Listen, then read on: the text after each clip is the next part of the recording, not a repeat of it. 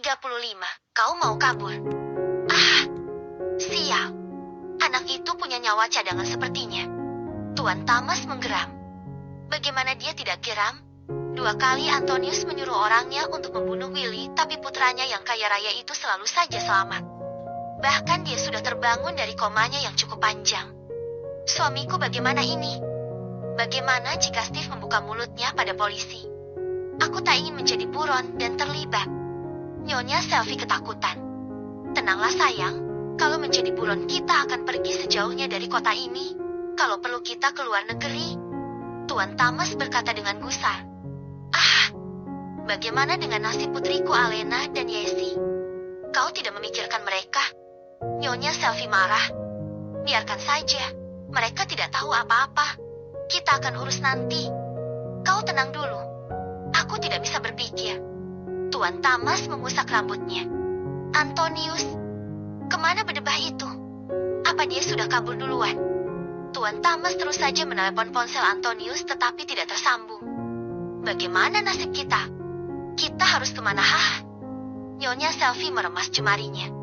Kita tidak akan kemana-mana. Kita akan bersembunyi di sini. Apartemen ini cukup aman untuk kita tempati sementara. Tuan Thomas berkata, dia memang mengajak Nyonya Selfie untuk mendiami apartemen yang dia beli diam-diam memakai uang perusahaan. Semoga saja di sini aman. Aku tak ingin masuk bui. Menikah denganmu bukannya aku senang, malah aku buntung. Nyonya Selfie marah. TRAANJGGGGG. Wanita itu melempar vas bunga kemudian menghempaskan dirinya di sofa. Semua ini juga karenamu. Andai kau itu tidak materialistis dan serakah, semua tak akan menjadi seperti ini. Kau yang memintaku menghabisi Willy dan sudah kulakukan. Di mana letak kekuranganku? Wanita tak tahu diuntung. Enak saja kamu bilang tak mau terlibat. Tuan Thomas ikut marah. Sekarang mereka berdua malah saling menyalahkan. Keduanya diam dan larut dalam pikiran masing-masing. Antonius juga belum bisa ditelepon. Dia hanya menelepon pagi tadi dan memberi kabar jika Steve tertangkap, dan Vino lah yang membuat Steve sampai tak berkutik. Setelah itu, Antonius mematikan ponselnya sehingga membuat Tuan Thomas panik. Jika Steve membuka mulutnya, maka Antonius akan kena. Jika Antonius kena tanpa bertanya pun, mereka sudah tahu siapa dalang dari pembunuhan Willy. Aku tak akan memberimu ampun, Vino. Gigi Tuan Thomas bergemerutuk. Nyonya Selfie menatap tajam. Dia selalu tidak puas dengan pekerjaan anak buah suaminya yang tidak becus itu. Sudah ku bilang cari pembunuh bayaran yang profesional, bukan memberikan tugas pada Antonius untuk mengatur segalanya. Ini jadinya. Pokoknya aku tidak mau masuk penjara. Nyonya Selfie bersedekap dada. Mem. Tuan Thomas menghela nafasnya, kemudian melirik istrinya yang tak berhenti mengoceh itu. Mereka sudah menonaktifkan ponselnya untuk sementara waktu dan menggantinya dengan nomor yang baru. Mereka tahu Vino tidak akan melepaskan mereka begitu saja. Andai aku tahu setelah besar dia akan menjadi bumerang untuk kita. Lebih bagus jika dia aku racun saat kecil dulu. Dasar gembel. Penjilat. Pria tua itu semakin kesal. Harusnya dari dulu kau lakukan. Kau memang selalu salah langkah. Stupid. Nyonya Selfie menghina suaminya yang bodoh itu. Perusahaan milik keluarganya sendiri saja tidak becus dia kelola sampai bangkrut. Dan sekarang malah hanya jadi kepala HRD di perusahaan milik anaknya sendiri. Sungguh terlalu. Sudah. Berhenti mengataiku. Tuan Thomas menatap tajam Nyonya Selfie. Wanita berkulit putih itu balas menatap tajam. Ingat, semua kejahatanmu ada di tanganku. Jadi jika kau tertangkap jangan bawa-bawa namaku. Ucap Nyonya Selfie seenaknya. Kau bilang kau cinta padaku. Sekarang buktikan jika kau benar-benar mencintaiku. Tukas Nyonya Selfie sambil menghela nafas. Sudah diamlah. Aku tak akan membawa namamu. Puas. Tuan Thomas mengalah. Dia memang mencintai Nyonya Selfie. Entah guna-guna apa yang telah dipakai oleh Nyonya Selfie sehingga suaminya itu seperti sapi yang dicucuk hidungnya. Baiklah, aku pegang kata-katamu. Nyonya Selfie tersenyum smart mendengar perkataan dari suami bodohnya. Dasar lelaki bodoh. Vino saja mendapat 20% dari harta si tua bangka. Sedangkan dia sendiri tidak dapat apa-apa. Bagaimana caranya Nyonya Selfie tidak kesal? Tuan Thomas meninggalkan Nyonya Selfie yang masih terus mengoceh. Aku lapar.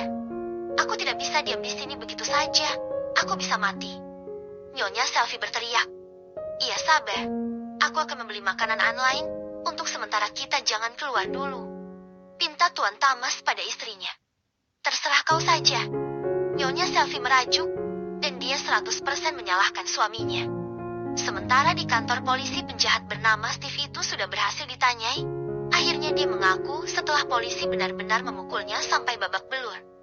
Vino menyeringai saat Steve memberitahukan orang yang sudah membayarnya.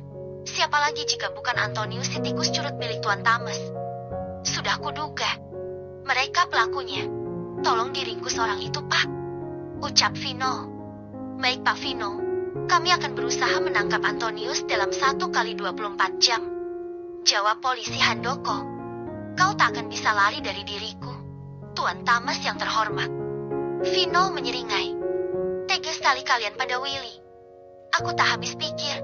Ayah macam apa dia yang tega membunuh darah dagingnya sendiri hanya karena gila harta dan menggilai wanita itu. Vino berdecak kesal. Aku harus memberitahukan rekaman ini pada Willy. Vino bergegas keluar dari kantor polisi dan segera menuju ke rumah kakek Kevin. Di rumah kakek Kevin masih dijaga oleh 3 bodyguard yang telah dibayar Vino untuk mengamankan Willy dan keluarganya dari serangan orang-orang jahat. Mobil sedan hitam Willy melaju cepat melesat di tengah jalan raya. Vino sudah tak sabar memberitahukan kepada Willy fakta sebenarnya. Nainah, bagaimana apa yang ingin dimakan oleh Aisyah? Willy mondar-mandir di depan pintu kamar saat Nainah keluar dari kamarnya. Nona Aisyah tidak mau makan apapun, Tuan, jawab Nainah bingung. Hafid, awas minggir. Willy masuk ke kamar menyerobot Nainah. Ya Tuhan, mengapa ada lelaki sedingin dia di muka bumi ini? Nainah mengelus dada. BLAKKKK. Willy menghempas pintu sehingga membuat Nainah yang masih berada di depan pintu terkaget. Wajar saja jika sampai umur kepala 3 dia tak kunjung menikah. Harusnya dia bersyukur Nona Aisyah mau menjadi istrinya. Nainah geleng kepala. Nainah segera menjauh dari kamar tuan mudanya yang garang itu. Kau mau makan apa? Cepat katakan. Willy membentak Aisyah. Seharian ini dia sungguh pusing mendengar Aisyah tak mau makan. Aku tidak mau makan. Aisyah berkata dengan kesal karena sejak tadi Willy selalu keras padanya. Kau mau mati? Pikir dengan otakmu. Kau sedang hamil. Kalau kau tidak makan, bagaimana janin yang ada di dalam kandunganmu? Sergah Willy. Apa pedulimu? Aisyah bertanya dengan ketus. Jelas aku peduli.